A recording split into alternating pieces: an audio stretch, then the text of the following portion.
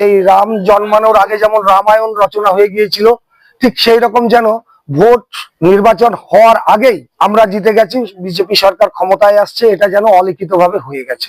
অনুভূতি ঠিক বলে বোঝাতে পারবো না, খুবই আনন্দের মধ্যে আছি যে বিশ্বের সর্ববৃহৎ যে দল, সেই দলের প্রতীক নিয়ে আমি আজকে প্রার্থী হয়েছি এবং ভোটে লড়াই করব। আর তারই প্রথম যে সরকারি অনুষ্ঠান নমিনেশন ফাইল, সেটা আমি করতে যাচ্ছি, তাই আমার খুব আনন্দ হচ্ছে এবং একটু উত্তেজনা মন ভরে উঠেছে। এবং সাধারণ মানুষ যারা, তাদেরকে সবাই আমাকে ফোন করে বলছে যে দাদা আমি তোমার সাথে থাকবো, আজকে নমিনেশনে সবাই যোগদান করবো। এই যে দেখা গেল সকাল থেকে আপনার বাড়িতে কর্মী সমর্থক যে একটা যে উচ্ছ্বাস উন্মাদনা, আপনাকে কতটা শক্তি যোগাচ্ছে? অবশ্যই শক্তি যোগাচ্ছে, কর্মীরাই তো আমার আসল শক্তি। এই কর্মীরা আছে বলেই আমি আজ সুব্রত কবিরাজ প্রার্থী হয়েছি। এই লড়াই কি আপনার কাছে খুব কঠিন বলে মনে হয়? না, লড়াই কঠিন নয়, তার কারণ দুর্নীতির বিরুদ্ধে সততার লড়াই, আর সেই সততারই প্রতিনিধি হিসেবে আমি লড়াই করছি। সেই জন্য লড়াই, সাধারণ মানুষ সততাই চায় এবং সততা আনতেই এই রাজ্যে পরিবর্তন চাচ্ছে। তাই আমি খুবই সাহসী বলবো, এবং আমার যে মনোবল সেটা একদম তুঙ্গে আছে। আজকে মনোনয়নপত্র জমা দিতে পরিবার কি সাথে যাচ্ছে? অবশ্যই সাথে যাবে।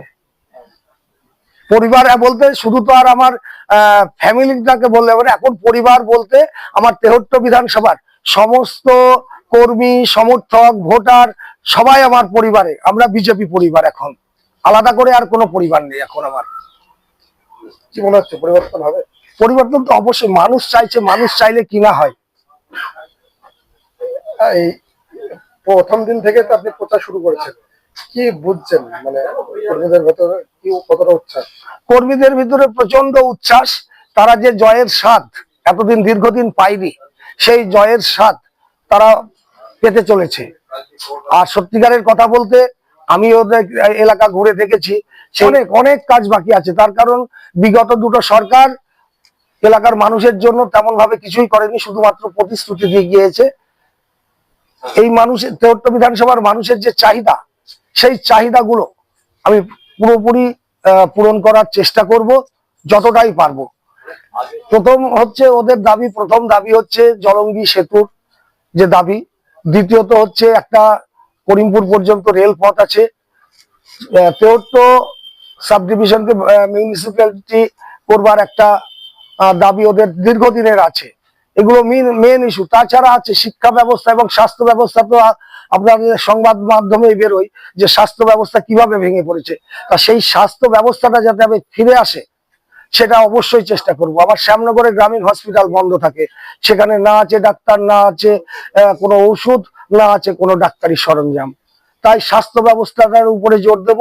এটা কৃষি প্রধান এলাকা, কৃষকরা যাতে তাদের শস্য বা সবজি সংরক্ষণ করে রাখতে পারে এবং ন্যায্য দাম পায়, সেই দিকে নজর দেব। এইগুলো অনেকগুলো আছে, তাছাড়া রাস্তাঘাট এগুলো তো আছেই। আজকে মনোনয়নপত্র উপলক্ষে কি বলবো? মনোনয়ন উপলক্ষে এটাই বলবো যে মানুষ, সাধারণ মানুষ যে উৎসাহের সঙ্গে আজকে যেতে যাচ্ছে, আনন্দ আসুক এবং আমাকে যে নির্বাচনের যে প্রথম ধাপ, এই নমিনেশন জমা দেওয়া, সেটাতে সাথী হোক এবং সবাই যেন আমাকে একটু আশীর্বাদ করে।